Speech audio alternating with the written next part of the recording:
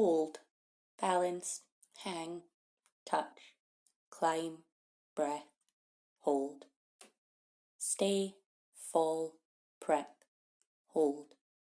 Stretch, embrace, miss, keep, lose, support, touch, climb, spin, twist, drop, fly, melt, sweat, laugh, press, bend, fold, hold.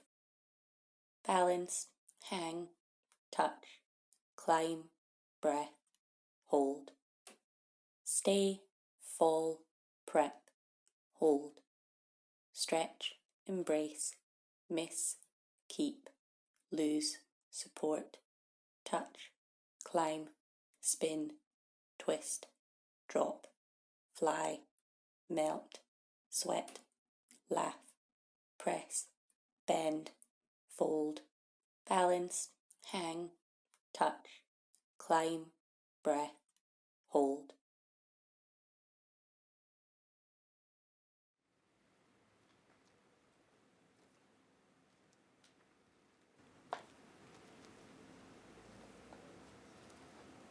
So as an experienced cabaret circus performer and instructor, this research emerges from my long-term practice.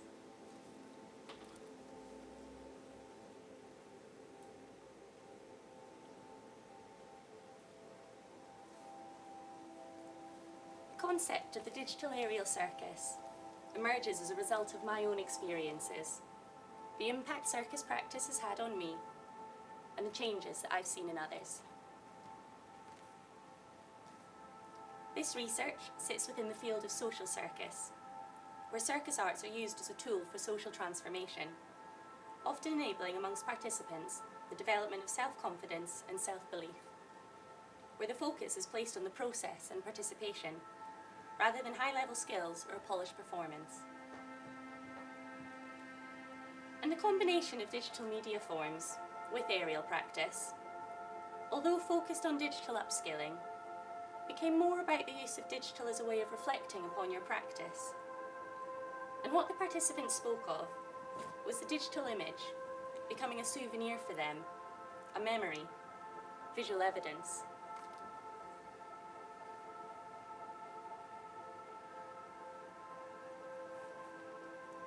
And initially, this research was focused on ideas of empowerment. And it is still about empowerment, but empowerment has become a very personal thing.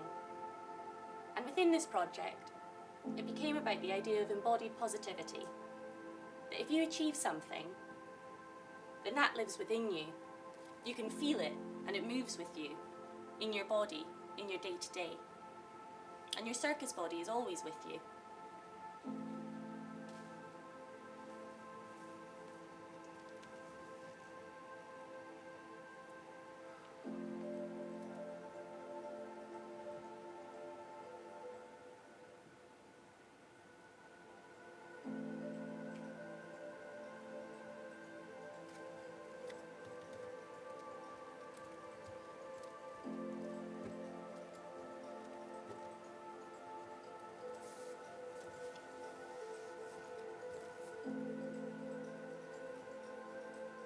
And within this research, the body is really integral as a site to both store and distribute knowledge. My creative practice is not simply a means of communication, but a means to explore my body as a research tool, gathering data, experiencing, reflecting, and sensing.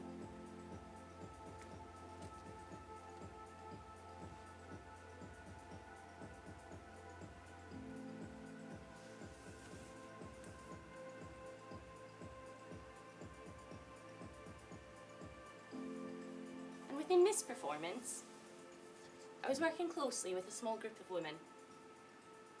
There was a focus on mental health and emotional well-being. We all had our own different anxieties. We were all wrapped up in our different things going on in our lives. And I joined this group as a means to address my own deteriorating mental health at the time. My anxiety was getting to a real low point.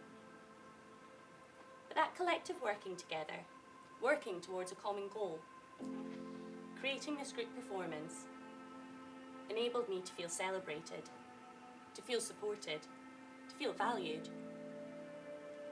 It was also a very challenging experience because the show that we were working towards was based on office life, and only 2 of us had jobs that were primarily based in the office at the time, and they were quite the cause and the root of some of our anxieties.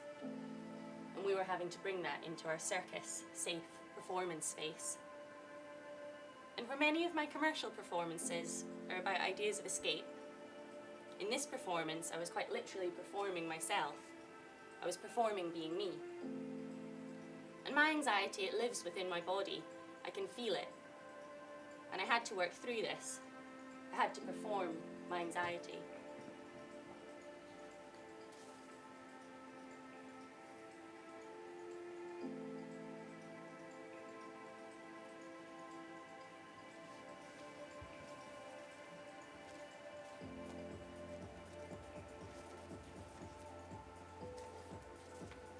This piece was really about considering the female aerialist and ideas of the gaze, turning the gaze outward. And it was really exploring this idea of the feminine masquerade and strength and feminine gestures. It was a scratch performance and involved lots of different disjointed perspectives through the use of digital media. The combination of digital media added different layers. It provided opportunity for reflection and prompted consideration of the performance in a different way. The addition of the projection, the live stream, and 360-degree video enabled exploration of what it's like to be a performer, ideas of being watched. The female body is on display, and what that means, as well as ideas of control. Who's got the power in that sort of dynamic, and authorship through both the physical and digital body.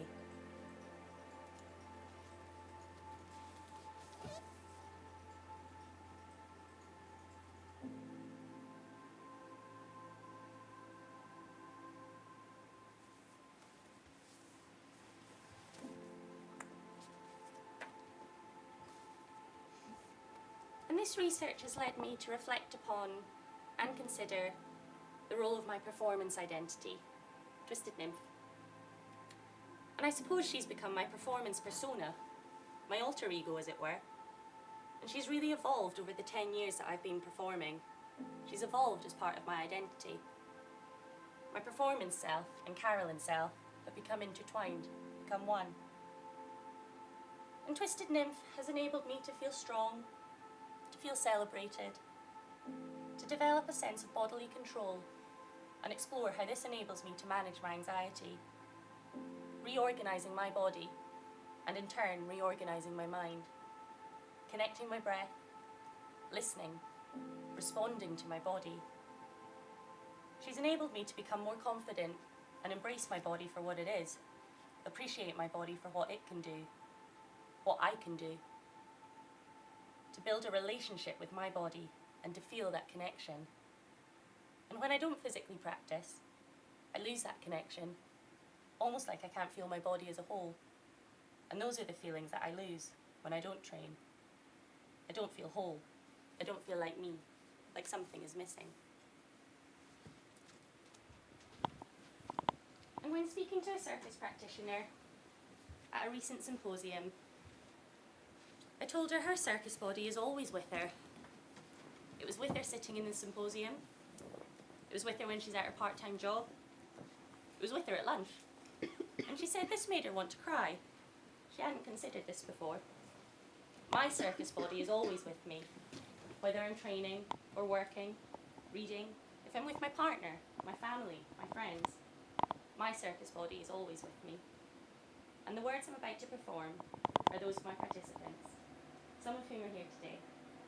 And it might feel a little strange having your words performed, but these words are our words, these experiences are our experiences, and they live within our bodies.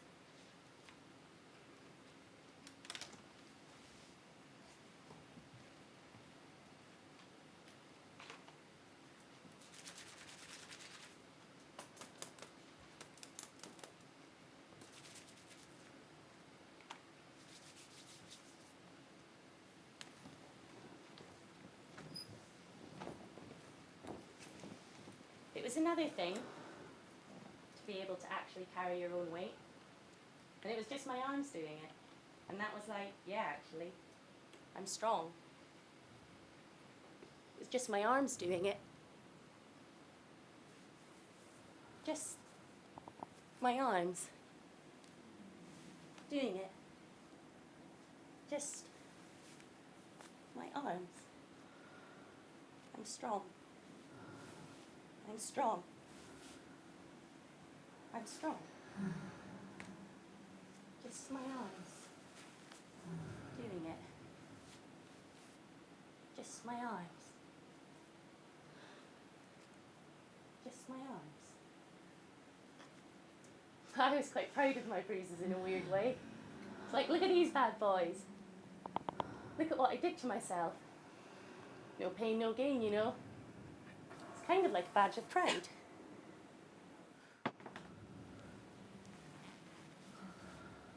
I was quite proud of my bruises. I was quite proud of my bruises. I was quite proud. Just my arms. Just my arms. I'm strong. Just my arms. Badges of pride. Proud of my bruises. Proud. Proud. Proud. Moving to that place where you can feel proud of your body for doing something rather than just ashamed because it's not skinny enough. This is what it felt like to be proud of what I can do physically, rather than just ashamed of the way I am. Rather than just ashamed of the way I am.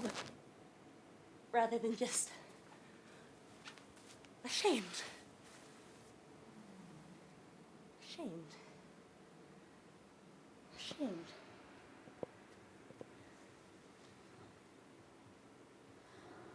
Just that, I don't know, like stronger.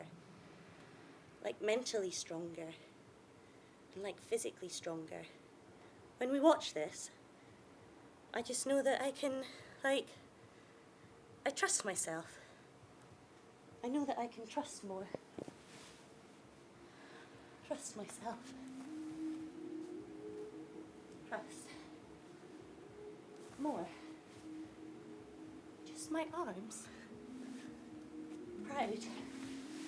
My body. What it can do. Physically. Just the arms. My arms. But the moment when I was up there was a pause. And although I could hear you all, it was just, I was on another level. And that was the freedom I was thinking of. It's free. I'm up here. That was the freedom. It's free. I'm up here. That. Freedom. Just my arms. Just my arms. Just my arms.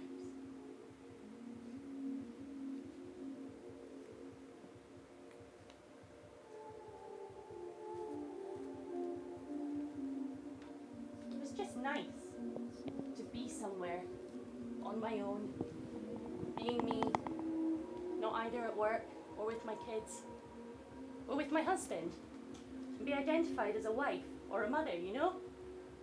So it was just nice to have a group of people, you know? Be a part of a group where I could identify as myself rather than be identified by my relationship to other people. Be myself. Be myself. Be myself.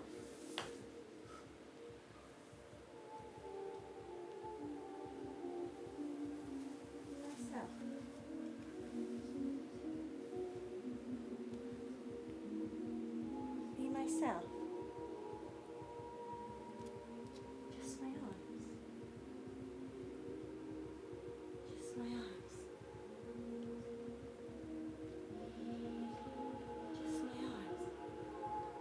proud of my bruises, really.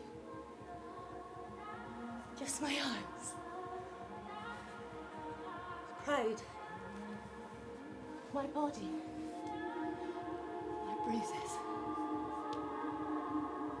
Just my arms. Be myself. Be myself. Proud of my bruises. Rather than ashamed. What my body can do.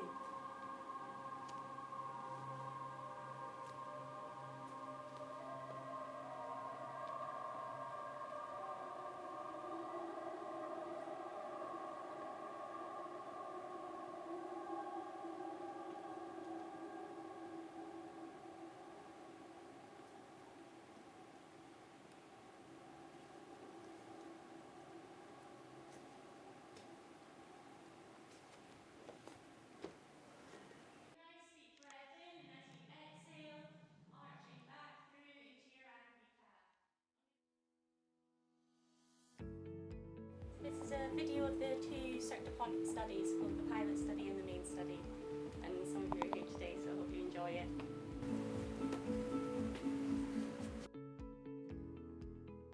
So I think it's really important to empower women, and also the upskilling is again like something which is really important and something that you don't necessarily think about.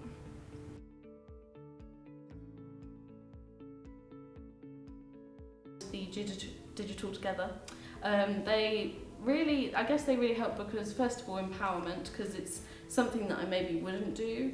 In Portsmouth there isn't a lot of accessibility of things like the silks and the aerial equipment, whereas even the university doesn't provide that. So it's something completely different, and then mixed with the digital, I think it's just because they are so new, and it really helps maybe make people feel invigorated about the project and want to get involved more, especially because if it was just a digital project I probably wouldn't come and get involved.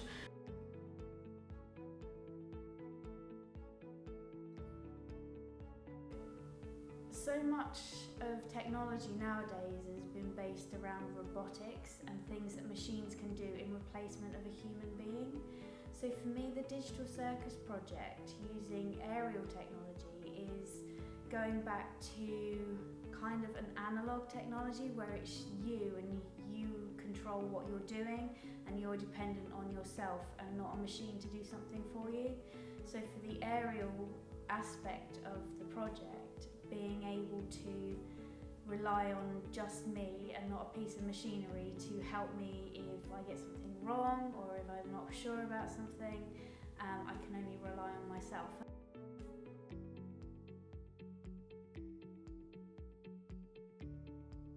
I think my confidence has grown so much, not just doing the aerial silks, but just generally, and I think meeting a new bunch of women has really sort of boosted my confidence around other women as well, and it was really nice for us to just sort of get together, be really supportive of one another. Someone would finish a trick and people would be clapping and smiling and saying well done, and I think that's really important, just especially as women in this day and age as well, to try to really lift each other up and really support each other.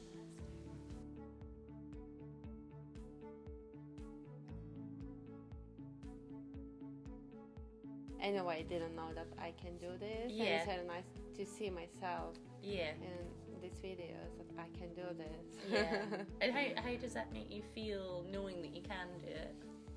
Just that, I don't know, like stronger, like mentally stronger and like physical stronger. Yeah. When I watch this, Yeah. I just know that I can, like, I trust myself, but now know that I can trust more.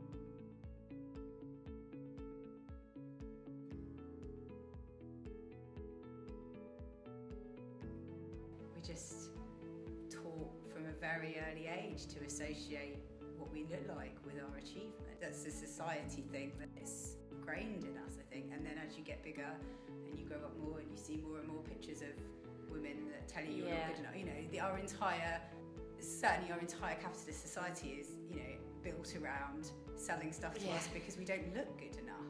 does change like how you feel about a lot of things, I think, because, you know, when I was doing that sort of thing regularly, I definitely felt differently about my body because I was more aware of it being something that could achieve stuff rather than something that should just look a certain way. And, you know, moving to that place where you can feel proud of your body for doing something rather than just ashamed because it's not skinny enough. I was really, really looking forward to it. And we all went and got ready together, and we all stuck glitter and, you know, there was just colour and like the excitement that everyone had because it was just so far removed from what any of us do normally. Obviously there was, as we talked about like the emotional side, then there was the physical side, and then it branches off. If you had like a little tree diagram, you'd have emotional, and then off of that you'd have like feelings and self-worth and the empowerment, and then the physical, you've got the strength and clothing choices, and so it's just where I say it changes so much. I mean, as we said, like I got physically stronger, mentally it made me happier, it made me more confident, I think, and then just to go to the full circle, obviously I, you know, that and the previous poster, of course, that makes me feel empowered because it's like, that's me.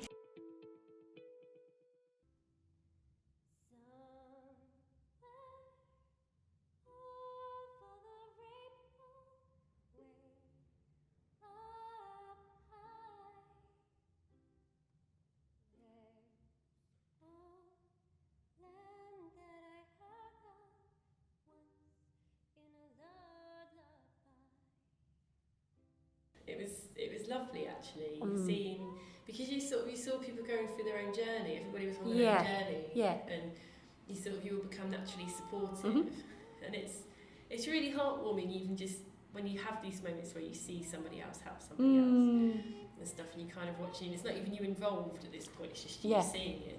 Like it makes you feel warm. It's nice that you're kind of connecting and looking out for each other, and then it's really nice watching people have their own victories. Like it's just you sort of come to appreciate how good it feels.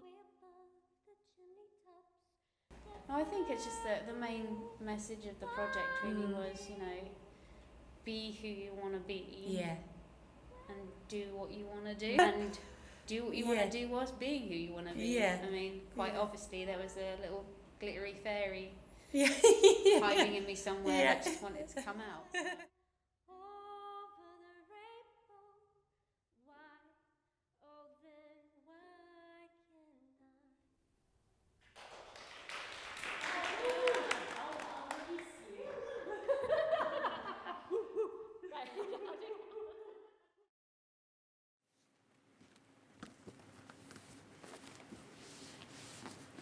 So thank you for coming and joining me today. I really do appreciate all your support and your time taken to get here and time spent with us here as well. I'd like to open the floor for any questions, feedback, comments. There will be more time to explore the space if you want to as well, or obviously if anyone needs to dash off, then please do. So does anyone have any questions or comments, things they'd like to bring up at all? First of all, I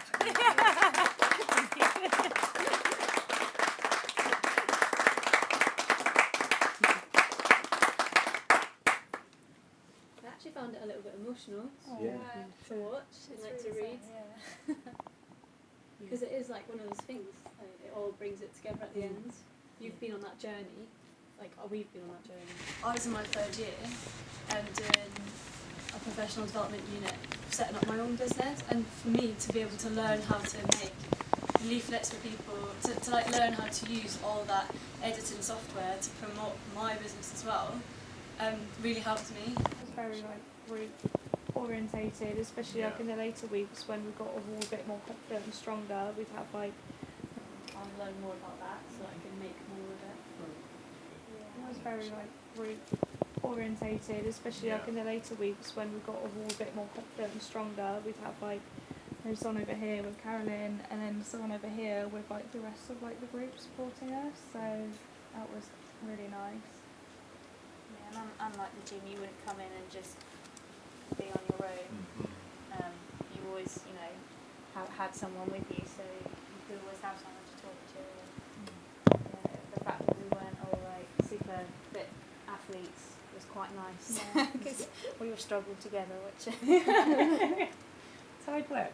it's certainly a lot harder than it looks. That's something I really liked as well, because that's what puts me off going to the gym and going to classes, because I just think, oh, these people go all the time, they know exactly what they're doing, but here we all sort of, like I say, we all supported each other, like, so it was really nice. It wasn't intimidating like other things can be. There was a clip on the video where she was saying everyone like cheers and like was really happy for you when you, if you've been struggling with a skill or you hadn't done it before, everyone was really happy for you like when you managed to actually get it, which was really supportive, and that does make you feel a lot like stronger as well, because you think, oh, finally got it, and everyone else is cheering you on, and then obviously it's returned, so when someone else does it, you're always happy for them. I just think, because obviously we were in a room full of females, so I don't think I really thought about it. Yeah. But there weren't anyone else present, so you were comfortable with those people, so I don't know. I think when we came to choose what to wear for the performance, we were allowed to wear whatever we wanted. I think we all picked something we were comfortable in, and we didn't really consider what it looked like to other people. We were just having a lot of fun at the time.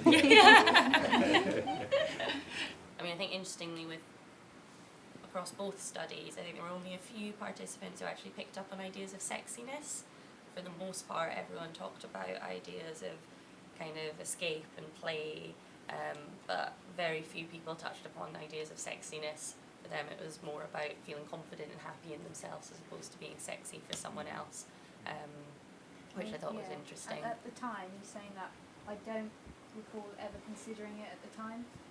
I was too busy trying to get the move right, trying to look like I wasn't in pain, trying not to fall off, that it didn't even cross my mind. Yeah, I think it's often that thing of when you consider yourself and what you're doing, and like you said, you didn't consider that at the time, and maybe it's again sort of ideas of the gaze and being viewed and how people view you compared to actually what it feels like to you and what you're experiencing can be quite different, really. I think it's probably in the way that we behold it. I think if we're watching somebody who feels confident in what they're doing and isn't being self-conscious, then you're more likely to find them attractive. And I guess if you had loads of baggy clothes on, it would be really difficult. Yeah, I mean, there's an element of practicality, definitely. Yeah. Right, well, thank you everybody for coming. I do really appreciate it and taking the time out of your days. You're very welcome to stay in the space and keep exploring it if you like, but I know some people might have to run back to work or dash off, so that's absolutely fine as well. But thank you very much for coming, especially participants as well. Really appreciate you coming for the final event. So thank you. Thanks to you.